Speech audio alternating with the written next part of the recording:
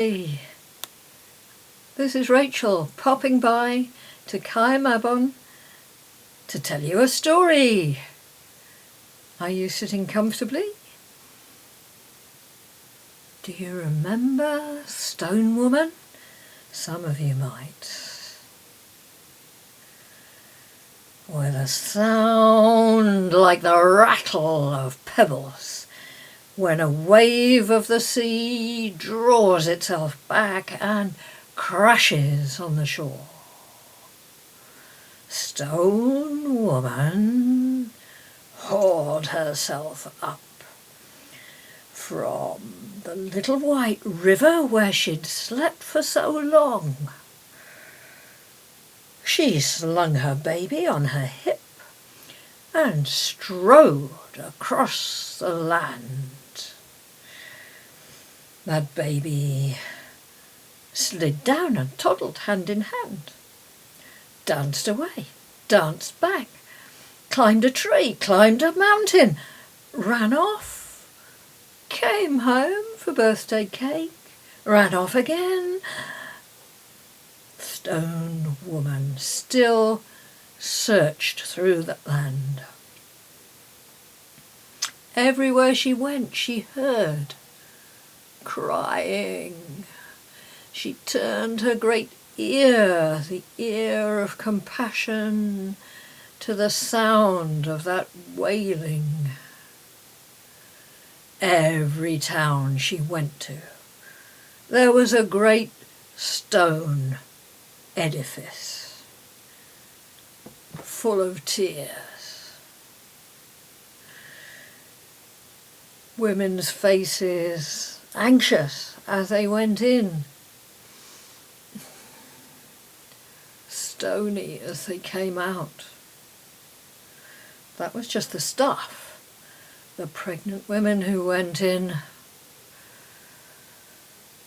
came out shell-shocked, horrified, clutching their newborn babies as if they didn't know what to do with these little things.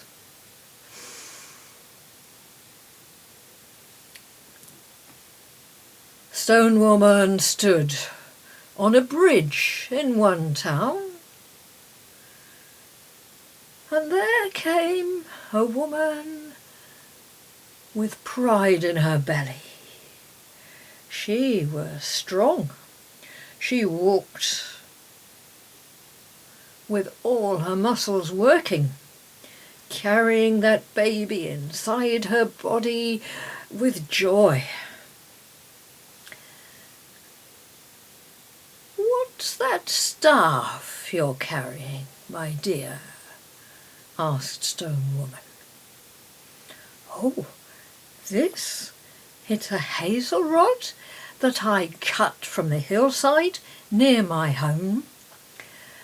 And I've been using it to bring my cows to market, my lovely black Welsh cattle. They made a fine few pennies for my family. But I'm worried about that stone tomb I have to go to soon." "Ah," said Stone Woman, "I see.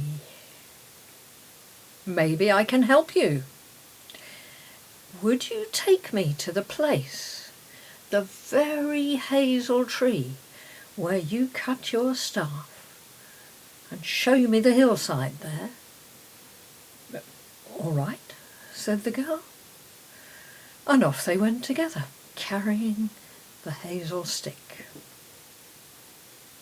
They climbed out of the town, up and up the hillside, to a place where a spring came out, bubbling and gushing fresh water, and just beside it stood a wonderful hazel tree with those catkins hanging down. "This is the one," said the girl. "It's just an ordinary hazel bush. Why are you interested in it?"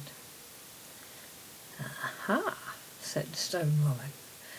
"This could be the place. She took the hazel stick and banged 3 times on the hillside. It opened. A tunnel, big enough for them to get through. Dark. Is it safe? Said the girl. No, said Stone Woman. Safe? No. Good? Yes. Follow me. And so she rattled and rumbled down, through the tunnel, down the steps, until they were in a place with a great bell hanging, a big bronze bell. Don't push the bell, said Stone Woman. Come on, just edge around it. And so they did. Opening out around them was a huge chamber, a cave, dark except for the glimmer of small lamps, and the girl saw people sleeping.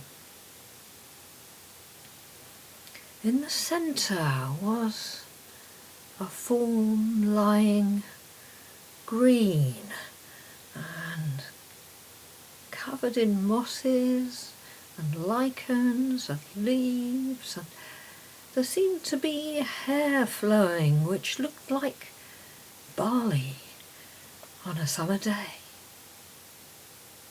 The breast swelled with generosity. The stomach was rounded and full. The belly was generous.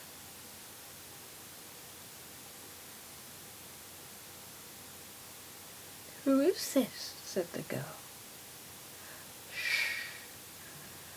That is nature herself, Mother Earth, sleeping here. She will wake at our time of greatest need. Our time of greatest need, said the girl. Isn't that now? Are you sure? Said Stone Woman. Who are these others lying all around? There was a circle of sleeping forms, each one like a lift of the mountains, like a cloud full of thunder, or full of rain. And who are they? These are her helpers. They will come when we need them. I wanted to show you this place so you know it's here. The girl crept up to that great mother figure in the centre and whispered in her ear, I'm scared. What will happen to me? Will I be all right? Who will look after me? What will happen? And she poured out all her fears, all the stories of her life. And that great figure stirred. That great ear listened. A warm arm reached over and caressed her, and a hand reached out to hold hers.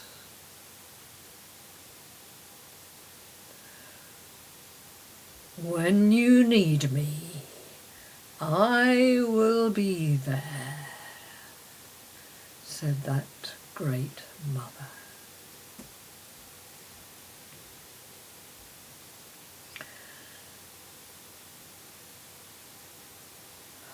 time to go, said Stone Woman, and gathered up the girl, and out they went together, and her belly swung against the bell, and the bell chimed and chimed and woke the sleeping forms. "What have I done?" said the girl.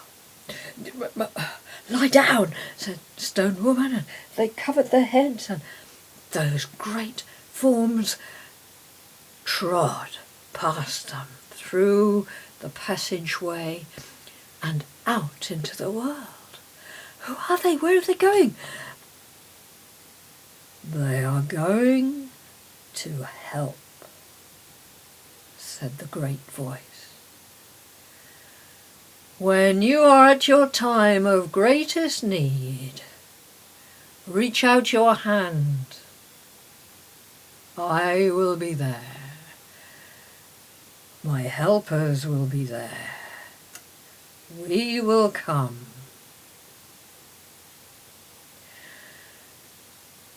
So the girl scrabbled back out of the tunnel and ran home. The Stone Woman stood and watched as those great forms spread out across the land. She heard the footsteps, she heard the voices, she saw them go, and wherever they went, they gathered the women together, they formed circles, stone circles. They shared stone soup. That's a story for another time. And when that young woman started feeling the pains, the surges, the energy of the baby coming, she reached out her hand, and a great hand took hers. And then she saw it was the hand of her friend. And her grandma helped, and her mother helped, and her friend's hand in hers felt as warm as the hand of great Mother Earth herself. And still the circles ripple outwards, stone circles everywhere. Thank you for being there for the women in panic and despair. Thank you for circling together in your stone circles and feeding each other with your stone soup. Doulas everywhere, you are daughters of great Mother Earth, of nature.